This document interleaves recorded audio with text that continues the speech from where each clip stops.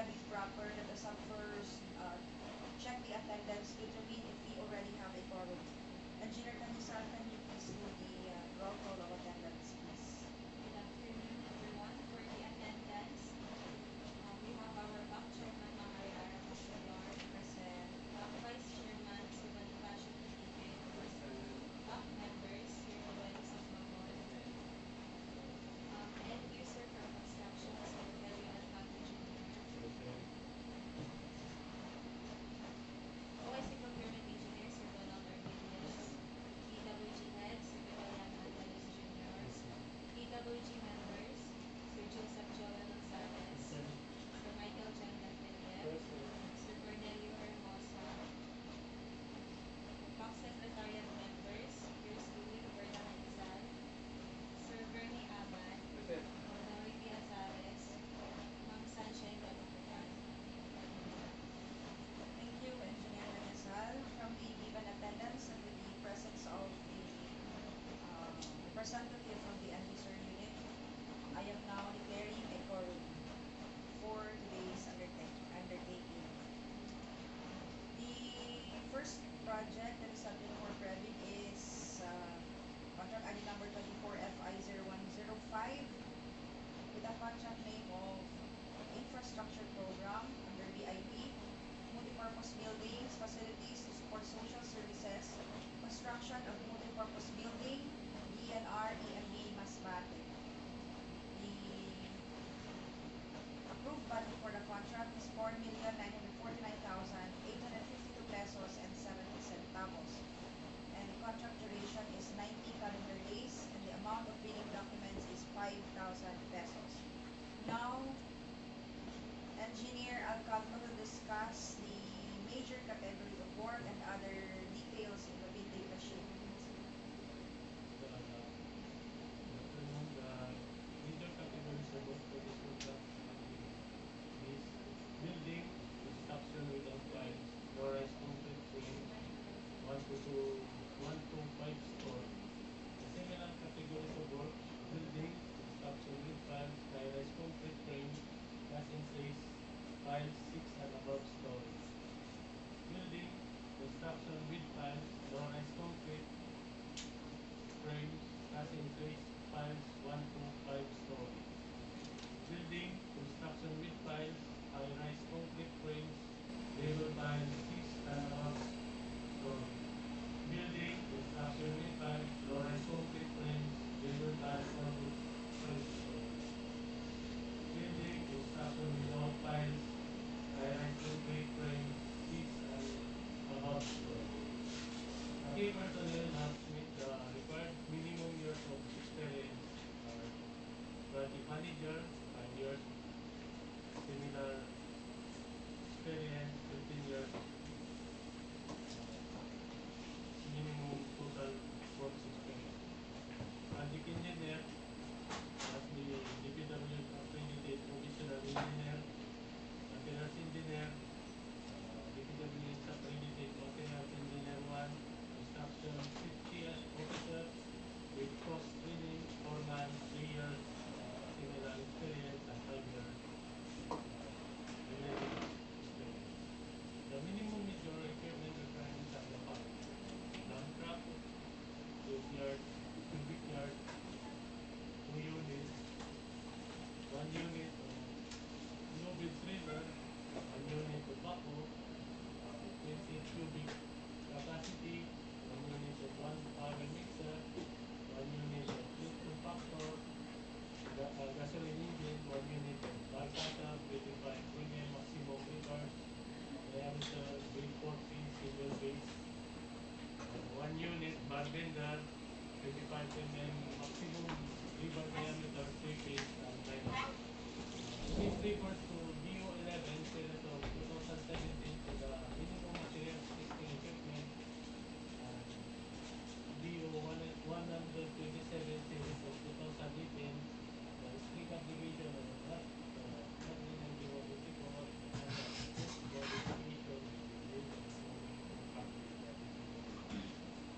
Okay, thank you very much, Engineer Alcagno. Now the prospective bidder should be registered and Contractors Accreditation Board with ECAD license category of at least C and D for general engineering and small B for buildings. Now, any questions from the bank members for this contract ID number 24FI0105? So, hearing none, we will proceed to the next project.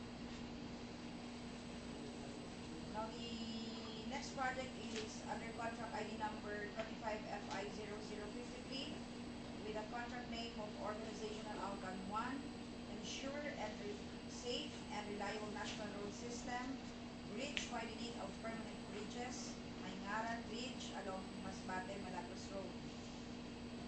The location of the contract is in Masbate City, and the approved budget for the contract is 63,110,968 pesos and 68 centavos, and with the contract duration of 245 calendar days, and the amount of bidding documents is 50,000 pesos. Now, going back to Engineer Alcagno to discuss the major category of work for this contract. The major categories of work for this contract is bridge construction, concrete superstructure with driven piles. And the similar categories of work, bridge rehabilitation, concrete superstructure with driven piles, bridge retrofitting concrete superstructure with driven piles, bridge construction with board piles, bridge rehabilitation with board piles, bridge rehabilitation concrete, bridge construction concrete, bridge rehabilitation retrofitting. The key personnel must meet the required minimum years of experience as a project manager, 5 years similar experience, 15 years similar and related experience. Project engineer must be DPWH accredited professional engineer or project engineer. Materials engineer must be DPWH accredited materials engineer 1, construction safety officer with cross training, foreman, 3 years similar experience and 5 years similar and related experience. The minimum bidder requirements are the following: 1 unit applicator machine, 1 unit backhoe well mounted, 20 cubic capacity, 1 unit of backhoe with breaker, 20 cubic capacity, 1 unit of backhoe with 20 cubic capacity, 1 unit bar cutter, single phase, 1 unit bar cutter, 3 phase, 1 unit of boom truck, 2 to 5 metric ton capacity, 12 units variable plaza light, 3 bolts, 1 unit bulldozer, 1 unit cargo for service truck, 9 to 10 metric ton capacity, 1 unit of cargo or service truck, 2 to 5 metric ton capacity, 1 unit of concrete batch plant, 1 unit of concrete saw, 1 unit of concrete spreader, 2 units of concrete vibrator, 1 unit of cutting outfit, 2 units of dump truck, 20 cubic yard capacity, 1 unit of diesel hammer, 7,500 kilogram per minute capacity, 1 unit of drop hammer, 1 unit of kneading machine, 1 unit of road grader, 1 unit of 1 powder mixer, 1 unit of wheel loader, 1.5 cubic capacity, 1 unit of heat compactor, 1 unit of joint sealer, 4 units of transit mixer, 5 cubic feet per minute capacity, 1 unit of vibratory roller, 10 metric ton capacity, 1 unit of water truck or pump, 16,000 liters capacity, 1 unit of crane, 36 to 40 metric ton capacity, 1 unit of building machine, 1 unit of truck mounted crane, 41 to 45 metric ton capacity,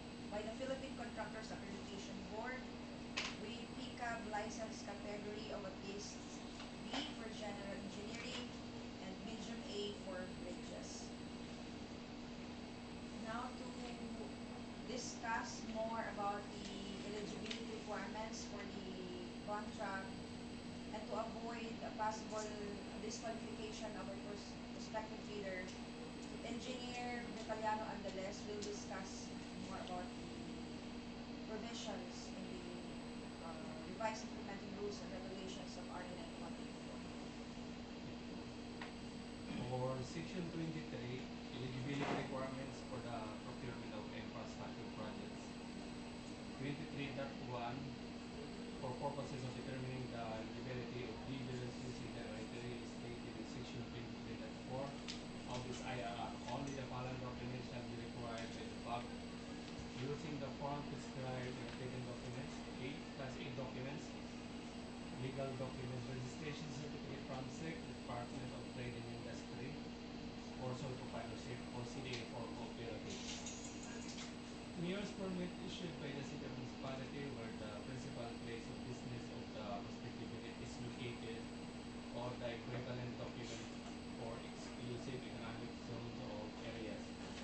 Recently expired mayor's business permit together with the official receipt as proof that the prospective has applied for renewal within the period prescribed by the concerned local government unit shall be accepted by the PhilDIPS for the purpose of updating the PhilDIPS certificate of registration and membership in accordance with Section 8.5 the law of this IRA. For technical documents, statement of the bidder of all ongoing government and private contracts, including contracts awarded but not yet established, if any, whether similar or not similar in the nature of complexity of contract to be bid. For the financial documents, the bidder's audited financial statement showing among others the bidder's total and current assets, liabilities, and stamp received by the BIR or its duly accredited and authorized institution for the preceding calendar year, which should not be earlier than 2 years from the date of bid submission.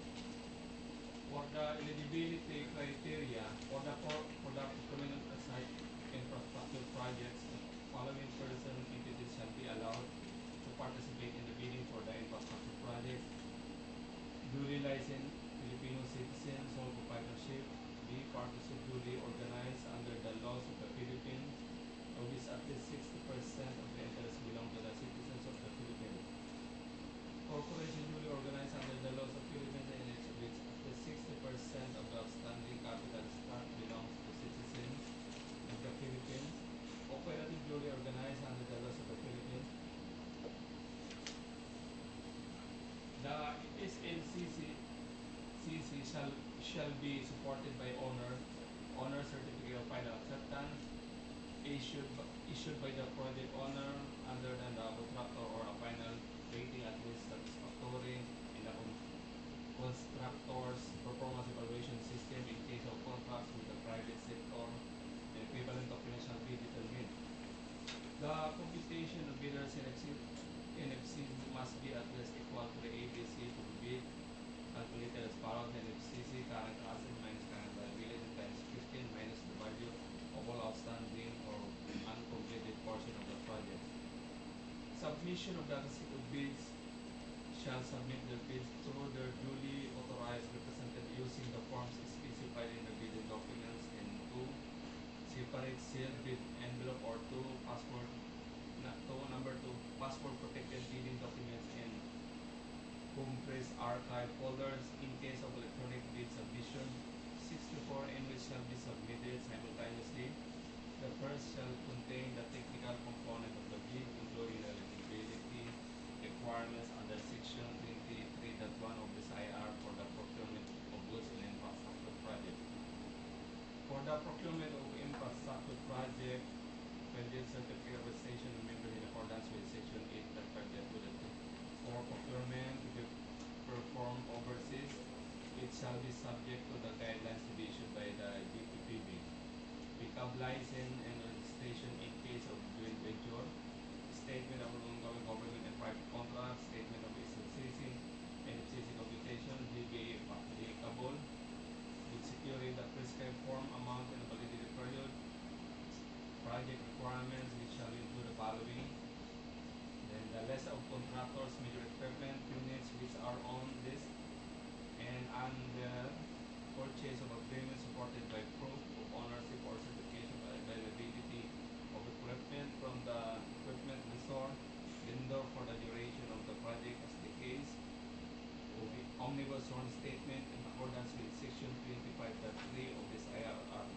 Submission of the receipt of bids, the omnibus sworn statement executed by the bidder or its duly authorized representative shall contain the following: the signatory is duly authorized representative of prospective bidders and granted for power and authority to do, executed perform any and of all acts necessary to participate, submit the bid, and to sign execute the ensuing contract accompanied with the duly notarized special power of attorney.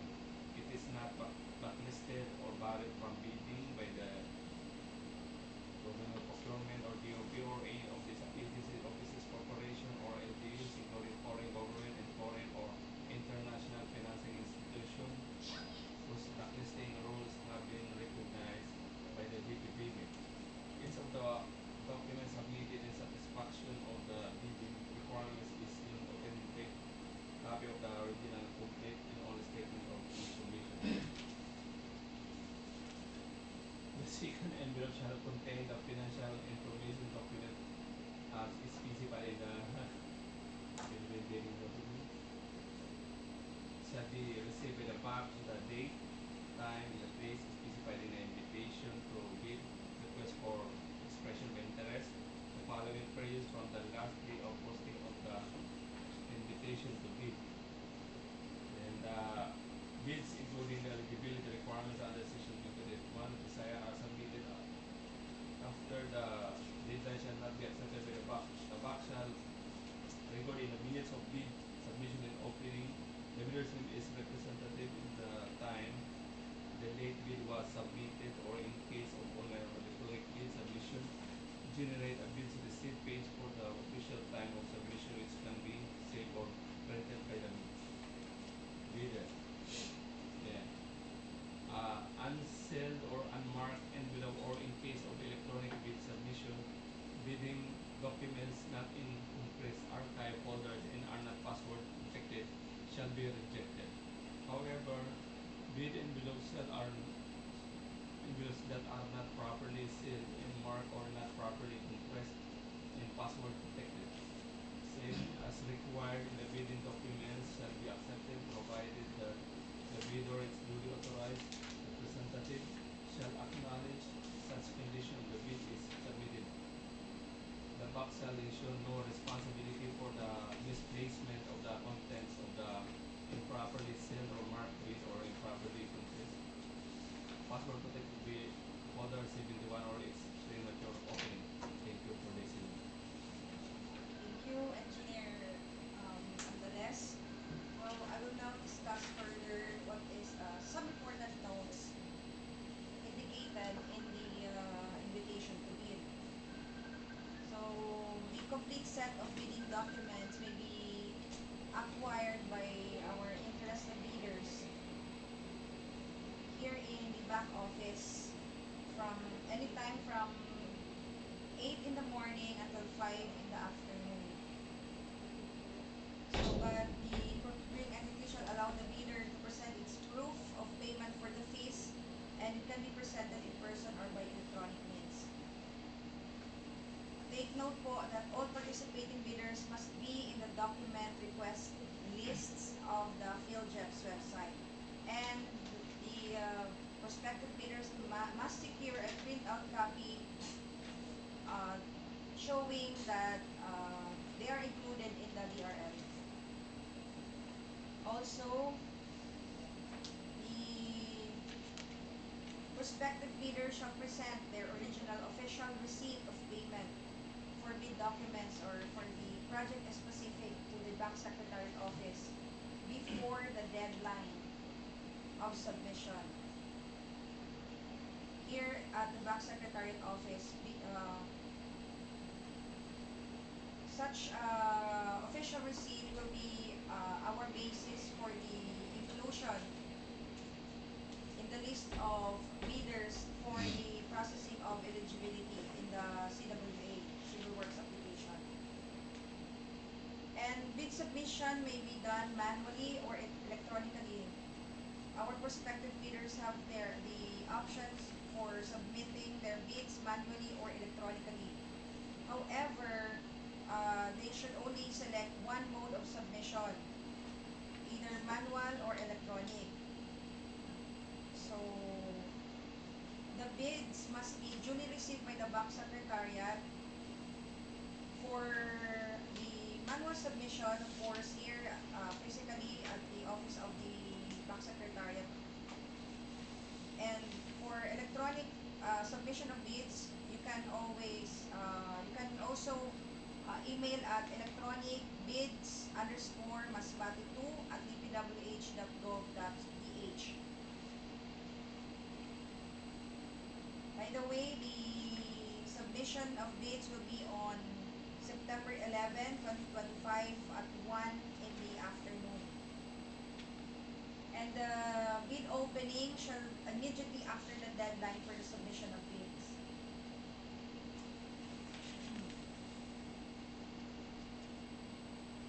Bids will be open in the presence of bidders representative who choose to attend the activity, but it is not mandatory.